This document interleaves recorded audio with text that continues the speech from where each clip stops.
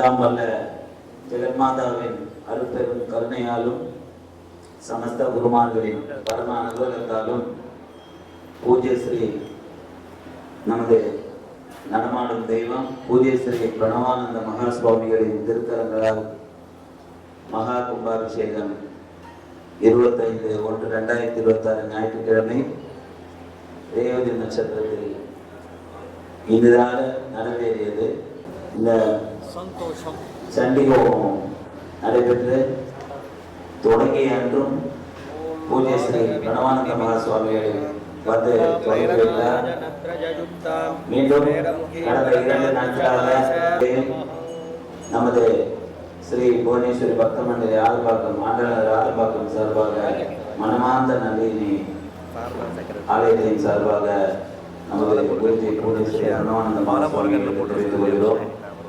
இதில் ஒரு பெரிய விசேஷம் என்னன்னா, இந்த 82, 83 தொடங்கி இன்னைக்கு வரைக்கும் தை மாதம் ஆடி மாதம் இந்த மாதிரிலாம் நிறைய புத்துவிளக்கு பூஜை நம்ம பண்ணியிருக்கோம். ஆனால் இன்னைக்கு இங்கே உட்கார்ந்து பண்ண மகளிர் ஆக்சுவலாக இந்த மார்ச் 8ஆம் தேதியா மகளிர் தினம் நடந்தது இல்லையா, அதை ரிப்ளிகா பண்ற மாதிரி இன்னைக்கு ஃபுல்லா வந்து சுவாமிஜி வந்து ரொம்ப பெருமைப்படுத்தி இருக்காரு எல்லா மகளிரையும். விசேஷமாக இந்த கும்பாபிஷேகமானது எதிர்பார்த்ததை விட மிக சிறப்பாக அனைவருடைய ஒற்றுமையுடன் சிறப்பாக நடைபெற்றது. இன்னைக்கு 48ஆம் நாள் பூர்த்தியும் சிறப்பாக நடந்திருக்கு. இன்னைக்கு என்ன விசேஷம்னா, இந்த மாசி மாசத்துடைய கடைசி நாள் காரணையான் நோம்புன்னு சொல்லுவார். கணவர்கள் எல்லாரும் நல்ல ஆரோக்கியத்தோட இருக்கணும்ன்றதுக்காக பொதுவாகவே சுவாசனிகள் இன்றைய தினம் பூஜை செய்யணும். இன்னைக்கு எல்லா சுவாசனையும் சேர்ந்து இங்க தீப பூஜையா செஞ்சிருக்கோம். இது நம்ம ஏற்பாடு செய்யல, அது தானாவே அமைந்திருக்கிறது. இந்த இடத்துல 48ஆவது நாள் பூர்த்தியானது மாசி மாதத்தின் கடைசி நாளாக அமைந்து நாளைய தினத்திலிருந்து பங்குனி மாசமானது துவங்கி நடைபெற உள்ளது.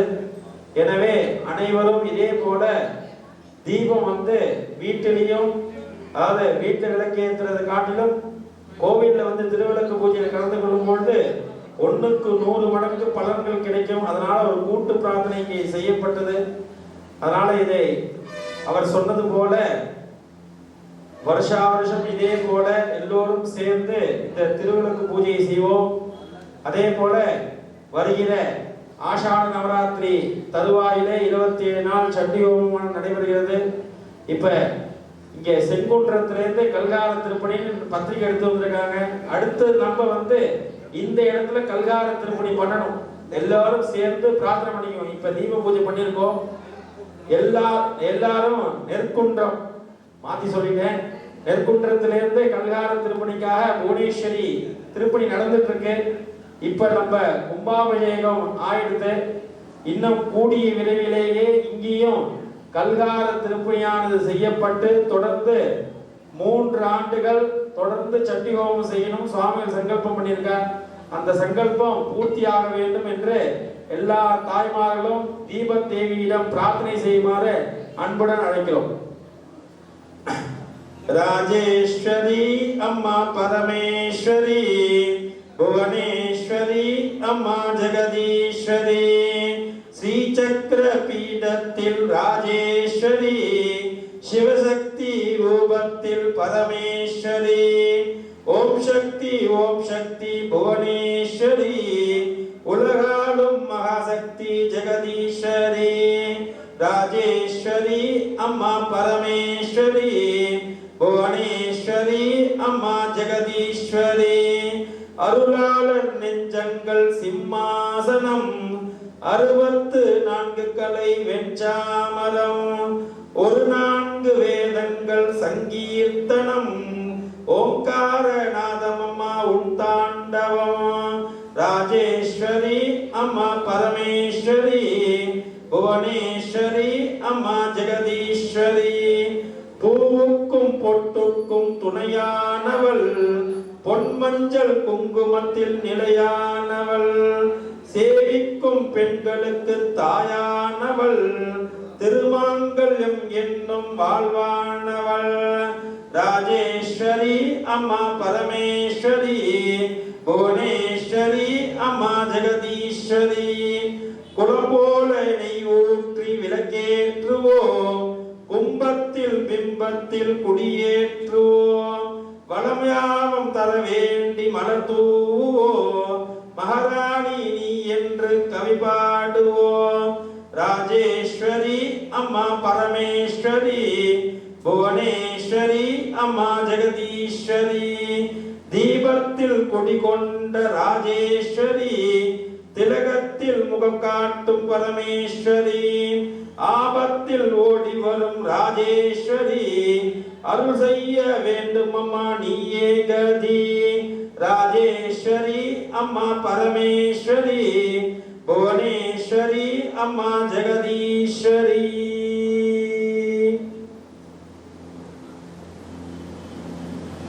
இந்த வேளையில் இங்கே அமர்ந்திருக்கும் அத்துணை இந்த புத்துழக்க பூஜையில் நடந்து கொண்டிருக்கும் அத்தனை பேரையும் தெய்வத்தமிழ் மூலமாக உலகெல்லாம் பார்த்து கொண்டிருக்கிறார்கள். தெய்வத்தமிழ் டிவி மூலமாக இந்த நிகழ்ச்சியை ஒளிபரப்பிய தெய்வத்தமிழ் டிவி சார்ந்த அத்தனை பேருக்கும் ஒரு நிமிஷம் இங்கே கொஞ்சம் சுவாமிஜி பக்கத்தில் வந்துருங்க.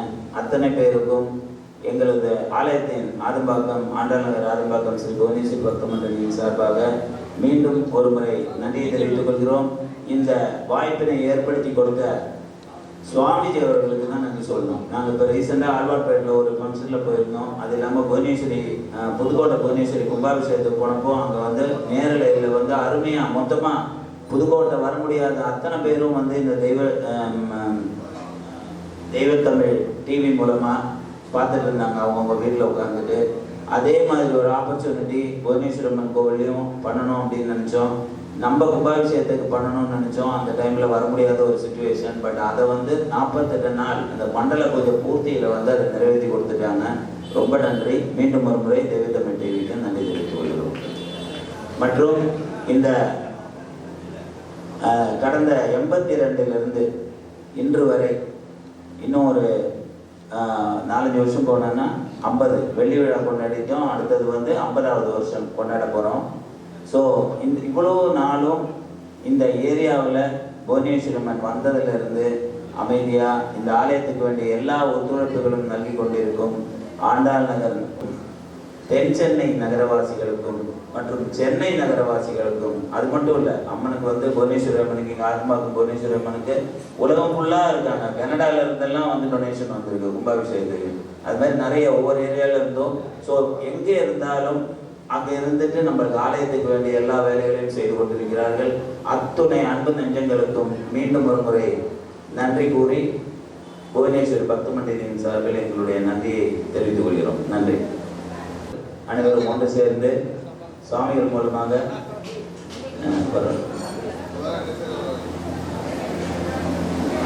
இவங்க தான் ஒரு முக்கியமான வர்ணனை மற்றும் இந்த ப்ரோக்ராம் ஆர்கனைஸ் பண்ணதுல எல்லாம் பெரிய ஆளு. ஸோ அவங்களுக்கு மனதார நன்றியை தெரிவித்துக் கொள்கிறோம்.